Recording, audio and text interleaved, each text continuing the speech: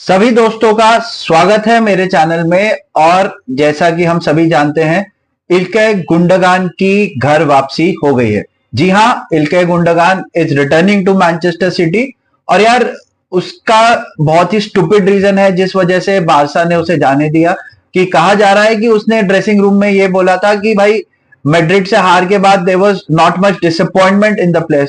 तो यार, वो तो अपना काम कर रहा था, विनिंग मेंटालिटी लाना चाहता था। बट यार, अगर बारसा को वो चाहिए ही नहीं तो ठीक है भाई, सिटी का फायदा है। अब इसमें सिटी का कितना फायदा होता है वो तो देखना पड़ेगा, क्योंकि अभी तक तो कुछ क्लियर नहीं है। कई बार हम देखते हैं कि होम कमिंग्स जो होती हैं वो नॉस्टैल्जिक तो होती हैं। फैंस, अगर कोई क्राउड फेवरेट अपने क्लब में वापस आता है तो फैंस उसके लिए बहुत एक्साइटेड रहते हैं और वो बहुत ही खुश रहते हैं। बट हर बार ऐसा होता नहीं है कि घर वापसी आपकी अच्छी हो। कई बार आपको घर से जूते पड़ते हैं और आप देखते हैं कि आप वापस तो आए हैं पर वो घर घर वैसा नहीं रहा जो आप छोड़ के गए थे। But there have been instances जहां पर there has been very good homecoming, जहां पर प्लेयर्स की घर वापसी बहुत ही बेहतरीन रही है और शानदार रही है। और आज मैं उन्हीं चीज पे फोकस करूंगा। मैं फोकस करूंगा 10 ऐसे प्लेयर्स जिनकी home coming was tremendous and legendary, जिनका दूसरा या तीसरा स्पेल भी सेम क्लब में उतना ही शानदार रहा जितना कि उनका आगाज था। तो सबसे पहले शुरुआत करते हैं, नंबर 10 पर रखते हैं डिडिये ड्रॉग्बा को। And Didier Drogba epitomises what Chelsea was under Roman Abramovich. He was strong, athletic, skilful and fearful with a knack of winning. उसको हारना आता ही नहीं था। एंड उसका जब चेल्सी से पहला सेंड ऑफ हुआ था तो that was the most perfect send off. उसने Champions League winning penalty score करी थी और उस पूरे ही मैच में ड्रॉग्बा ने सिंगल हैंडेडली बायर्न म्यूनिख के मुंह से जीत को निकालकर चेल्सी को लाके दिया था। बट किसने सोचा था कि भाई 3 साल बाद ड्रॉग्बा की फिर वापसी होगी विद मरीनियो। जब मरीनियो वापस आया हमारे यहाँ 2014-15 में, तो वो अपने साथ लाया अपना सबसे ट्रस्टेड लेफ्टिनेंट डिडिये ड्रॉग्बा। और ड्रॉग्बा ने उस सीजन भी लीग में 4 गोल स्कोर करे और अपना चेल्सी करियर एक बार फिर से हाई पे फिनिश किया जब वो उस सीजन प्रीमियर लीग जीता। तो इस वजह से ड्रॉग्बा की दूसरी होम कमिंग बहुत ही शानदार रही। अब नंबर 9 पर मैं रखना चाहूंगा मैट हमिल्स को। तो यार, हमिल्स के लिए तो दोनों ही केसेस में होम कमिंग है, क्योंकि उसने अपना करियर बायर्न म्यूनिख से स्टार्ट किया था। ऑल्दो वो उस टाइम एक ही मैच खेला और फिर वो ब्रोसिया डॉर्टमंड में चला गया और वहां जाके बहुत ही बड़ा स्टार बना। He was a linchpin under Jurgen Klopp and Dortmund जो 2 back to back league title जीती थी। He was a mastermind and he was the captain of that team जिसको लोग फॉलो करते थे and he became a star over there। उसके बाद as usual जैसे बायर्न म्यूनिख करता ही है कि अपने राइवल्स क्लब के अच्छे प्लेयर्स को वो उठा लेता है। तो 2016 में उन्होंने हमिल्स को वापस खरीदा और वो एक तरीके से उसके लिए होम कमिंग ही थी। बट वो वहां 3 सीजन खेला और जब इंजरीज और लैक ऑफ फॉर्म की वजह से उसका प्लेइंग टाइम कम हुआ तो 2019 में वो वापस से डॉर्टमंड आया and this was the actual homecoming for Mats Hummels. क्योंकि हमिल्स जितना बड़ा स्टार डॉर्टमंड में बना था वो उतना बड़ा स्टार बायर्न में था नहीं। बट डॉर्टमंड आते ही लोगों ने का कहना था कि अब he is way past his prime, he is too injured. But उसने पिछले 5 सीजन में दिखाया कि भाई, class is permanent, form is temporary. और उसने बहुत अच्छी फुटबॉल खेली एंड वो सिंगल हैंडेडली रिस्पॉन्सिबल था लास्ट सीजन की ब्रोसिया डॉर्टमंड चैंपियंस लीग के फाइनल में पहुंची। ऑल्दो वो विनिंग लाइन को क्रॉस नहीं कर पाए but they were very near and Hummels was a key part to it. But although Hummels अपने सेकंड स्टिंट में कोई ट्रॉफी जीत नहीं पाया डॉर्टमंड के साथ, but he was responsible for the revival and for Dortmund being a title contender and a Champions League contender as well। अब number 8 पे रखते हैं एंगल डी मरिया को। यार, इससे बड़ा big match player and yet the most underrated player क्या कोई होगा? मेरे ख्याल से तो नहीं होगा, क्योंकि एंगल डी मरिया का अगर आप रिकॉर्ड उठाकर देखो तो उसने ऑलमोस्ट हर एक फाइनल में स्कोर किया है except for recently concluded Copa America 2024। और तब भी उसका नाम लेजेंडरी स्टेटस में कभी आता नहीं है। He has always played under the shadows of Lionel Messi in Argentina and Cristiano Ronaldo in Real Madrid.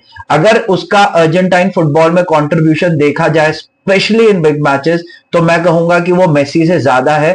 But ठीक है, उसको उतना उसका अप्रिसिएशन मिलता नहीं है। And at club level too यार उसके पास हर साल हर सीजन मौका है MLS या सऊदी जाके बहुत पैसा कमाने का, बट भाई बंदे ने चुना बेनफिका वापस जाने के लिए। एंड बेनफिका में वो बहुत अच्छा खेल रहा है एंड पिछले 29 लीग मैचेस में 9 गोल भी कर चुका है और काफी असिस्ट भी उसके हैं। तो उसको देख के लगता नहीं है कि भाई वो केवल 36 साल का हो चुका है। He still playing as if he was 22 years old, और उसकी होम कमिंग भी बेनफिका में बहुत ज्यादा सक्सेसफुल रही है। नंबर 7 पर बात करते हैं Fernando Torres. And if there is a football player who is godlike and a poster boy in the red half of Madrid, then it has to be El Nino Fernando Torres.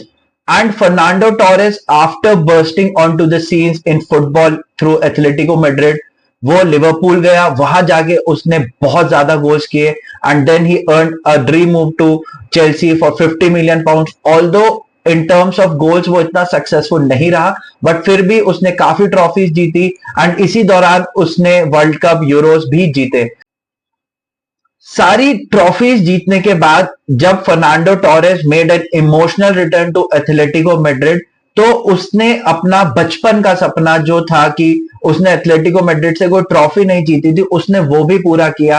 And after signing back in 2014-15 season when he finally left Atletico Madrid for the second time, उसने 2018 Europa league जीतकर अपना career finish off किया Atletico Madrid से। And it was a very successful second home coming for Fernando Torres, जिसने अपने second stint में भी 38 goal score किए एथलेटिको मैड्रिड के लिए।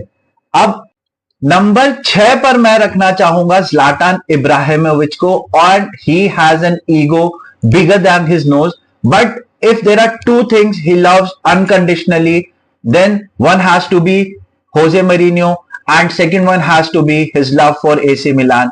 And जब वो 2012 में AC Milan छोड़ के गया PSG के लिए एंड उसके बाद यूनाइटेड एंड गैलेक्सी के बाद वो वापस आया, तो सबको लगा कि यार ये केवल रिटायरमेंट फंडिंग है उसके लिए और वो क्या ही कर पाएगा, but he proved all his doubters wrong.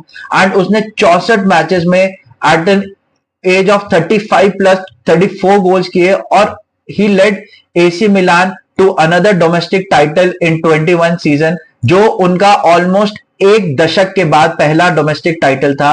And guess what, जब वो लास्ट जीते थे 2010-11 में, तब भी Ibrahimovic was a key part to it. So he loves AC Milan unconditionally and उसकी होम कमिंग AC मिलान में बहुत बहुत ज्यादा सक्सेसफुल रही। 5 पर मैं रखना चाहूंगा लिवरपूल लेजेंड इयान रश को। And if after Steven Gerrard and Kenny Dalglish, if Liverpool fan love any player, then it has to be Ian Rush. And उसका कारण है कि he was a prolific goal scorer for Liverpool and उसने अपने first stint में 129 goals score किए थे and then he moved to Juventus. Although that move was ill-fated, but he returned again to Liverpool and in the second scored another 120 league goals and also led Liverpool to the last domestic league title in 1989-90 season before Jurgen Klopp did it with Liverpool in 2019 and 20. So overall उसका भी homecoming बहुत ज्यादा successful रहा था। At number 4 would be the most divisive figure in history of football and that has to be Carlos Tevez.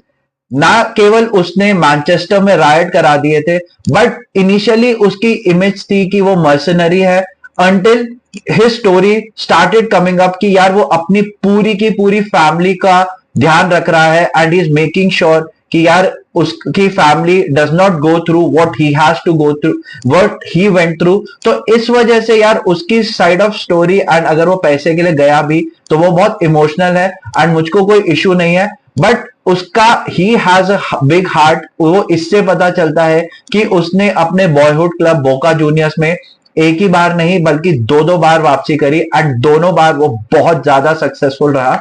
At number 3, I would like to put in Mark Hughes. And before the class of 92, United were really struggling and वो कहीं भी league picture में थे नहीं। Fergusson भी was on borrowed time, but they had a very great striker in Mark Hughes. And Mark Hughes 3 season पहले उनके लिए खेला, उसके बाद he went to Bayern and Barcelona, and when he came back he scored again 83 league goals for them, leading them to back titles in 93 and 94, and thus kick-starting the Ferguson and the Manchester United dynasty, which lasted for nearly 2 decades. And अभी तो क्या हाल है वो खैर हम सबको पता है, but we are not going over there. अब नंबर 2 पर मैं रखना चाहूंगा पॉल स्कोल्स को, and if there is one player who has played his entire life for one club and is still eligible for this ranking is Paul Scholes.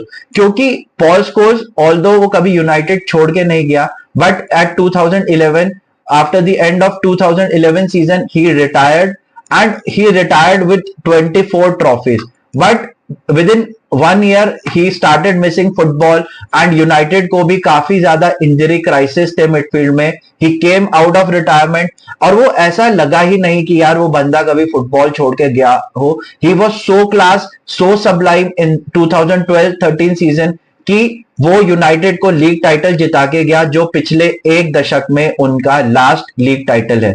But Scholes had a tremendous homecoming after retirement, and he deserves a number 2 spot on this list.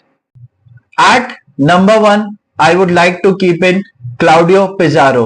And is there a better love story than Twilight? Yes, it is. It is the love story of Claudio Pizarro and Werder Bremen, who played for Werder Bremen at 4 different instances, and he had 3 homecomings, and all were very successful. In fact, वो इकलौता ऐसा बंदा होगा जो 2 clubs में 2 successful home Cummings कर चुका है, because he had a very successful spell at Bayern Munich first time, and then returned again to win many more trophies and score many more goals for them. And same he did with Werder Bremen, जहां पर वो 4 different stints में उनके लिए खेला, and 3 bar he made a homecoming, and in total he scored 109 goals for Werder Bremen and 87 goals for Bayern Munich. So there cannot be a better player than Claudio Pizarro to finish off this list, क्योंकि वो 2 clubs का legend है, 2 clubs में successful home coming कर चुका है. And this is my video guys. If you agree with my list, do let me know in the comment section, and also do like, share and subscribe to my channel. Thank you.